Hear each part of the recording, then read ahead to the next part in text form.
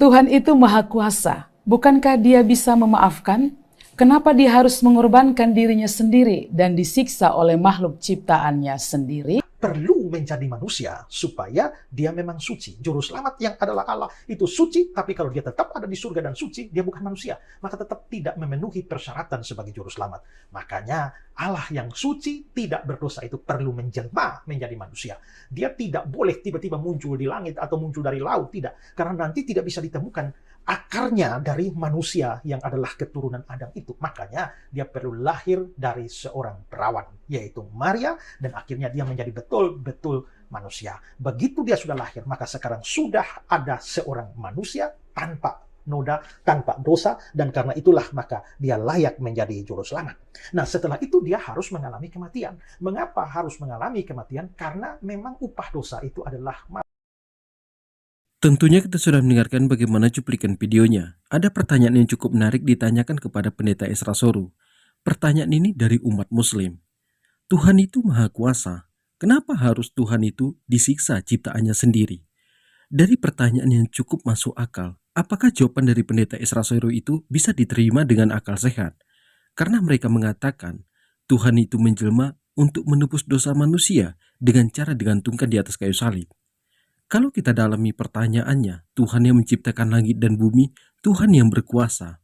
Kepada siapakah Tuhan ini menebus dosa manusia? Kenapa Tuhan ini harus disalibkan? Jadi jangan kemana-mana dulu karena kita akan mendengarkan bagaimana jawaban dari Pendeta Esra Soru ini. Sebelum kita lanjutkan, silahkan dukung channel ini dengan cara tekan tombol subscribe-nya, bunyikan tanda loncengnya, dan silahkan dibagikan videonya. Selamat menyaksikan. Ini pertanyaan dari tetangga sebelah. Tuhan itu Maha Kuasa. Bukankah Dia bisa memaafkan?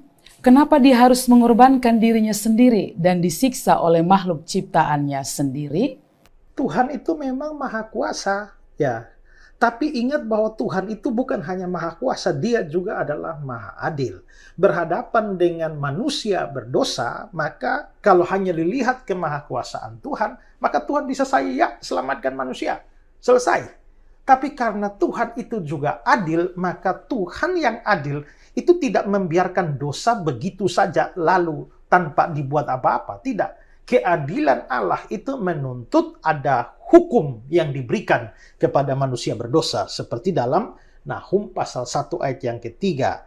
Tuhan itu panjang sabar dan besar kuasa, tetapi Dia tidak sekali-kali membebaskan dari hukuman orang yang bersalah.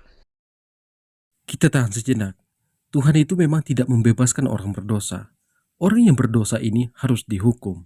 Tetapi apakah layak Tuhan itu disiksa oleh ciptaannya sendiri untuk membayar hutang dosa? Kepada siapakah Tuhan ini membayar hutang dosa sehingga Tuhan yang harus disiksa?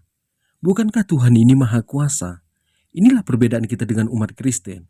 Kalau kita di Islam, kita yang berbuat, kita yang bertanggung jawab. Jangan kita lemparkan perbuatan jahat ini kepada orang lain. Kalau di Kristen, mereka yang berbuat jahat, tetapi Tuhannya disiksa oleh ciptaannya sendiri untuk membayar hutang dosa ini.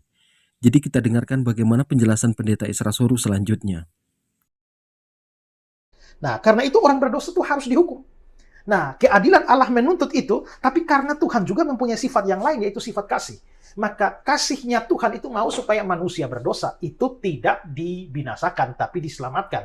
Sementara keadilannya menuntut hukuman, kasihnya ingin agar manusia itu mau bebas. Kalau begitu bagaimana? Kalau begitu maka harus ada juru selamat. Ya, nah juru selamat itu tidak sembarang orang bisa jadi juru selamat. Pertama, syaratnya adalah dia harus manusia, karena yang berbuat dosa adalah manusia. Yang kedua adalah dia harus tidak berdosa sama sekali. Tidak boleh ada satu dosa pun yang dilakukan oleh juru selamat. Karena kalau juru selamatnya berdosa, juru selamatnya harus masuk neraka juga, binasa juga. Ingat, syarat masuk neraka itu adalah dosa satu. Jadi begitu juru selamat berbuat dosa satu, juru selamatnya masuk neraka. Juru selamatnya tidak selamat. Juru selamatnya justru membutuhkan juru selamat lain yang tidak berdosa. Kita tahan sejenak. Menurut Pendeta Esra Soru, kalau kita memiliki dosa, kita itu harus mempunyai juru selamat untuk disiksa, untuk menebus dosa kita. Dan kita itu tidak bisa bertobat kepada Yang Maha Kuasa, menyesali perbuatan jahat kita.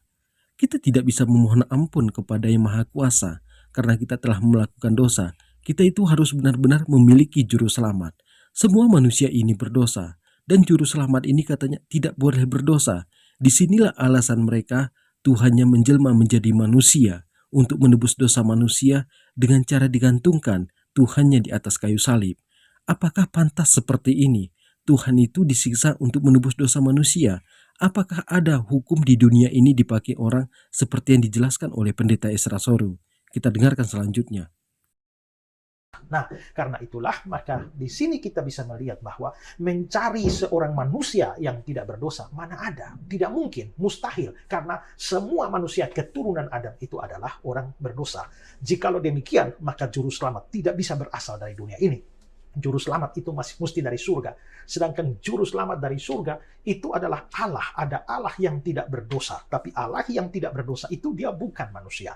Nah, karena dia bukan manusia, maka dia perlu menjadi manusia supaya dia memang suci. Juru selamat yang adalah Allah itu suci, tapi kalau dia tetap ada di surga dan suci, dia bukan manusia. Maka tetap tidak memenuhi persyaratan sebagai juru selamat. Makanya Allah yang suci tidak berdosa itu perlu menjelma menjadi manusia.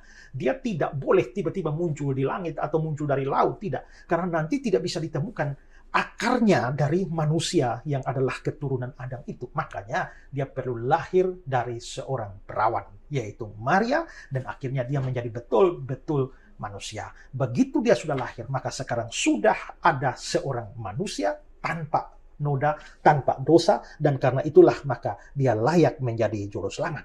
Nah, setelah itu dia harus mengalami kematian. Secara ringkasnya penjelasan pendeta Esra Soru, bahwa Yesus itu adalah Tuhan yang menjelma menjadi manusia. Tujuan Yesus itu menjelma menjadi manusia untuk menebus dosa manusia dengan cara digantungkan di atas kayu salib. Apakah Yesus pernah mengatakan dia akan menebus dosa manusia? Yesus tidak pernah mengatakan bahwa dia ini menebus dosa manusia. Lalu dari mana munculnya kata penebusan ini?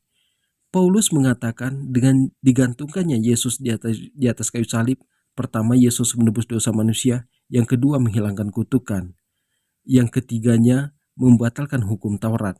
Sedangkan antara Paulus dan Yesus itu tidak pernah bertatap muka, dan Yesus tidak pernah mengatakan bahwa dia ini membatalkan hukum Taurat. Jadi mereka ini bukan bertuhan kepada Yesus, tapi mereka ini bertuhan kepada Paulus. Karena ajaran Yesus dan ajaran Paulus itu sangat bertentangan. Apa yang diharamkan oleh Yesus itu yang dihalalkan oleh Paulus. Apa yang dihalalkan oleh Yesus itu yang diharamkan oleh Paulus. Jadi kepada teman-teman di sini, perlu untuk kita berpikir ketika kita beragama. Jadi mungkin cukup sekian. Assalamualaikum warahmatullahi wabarakatuh.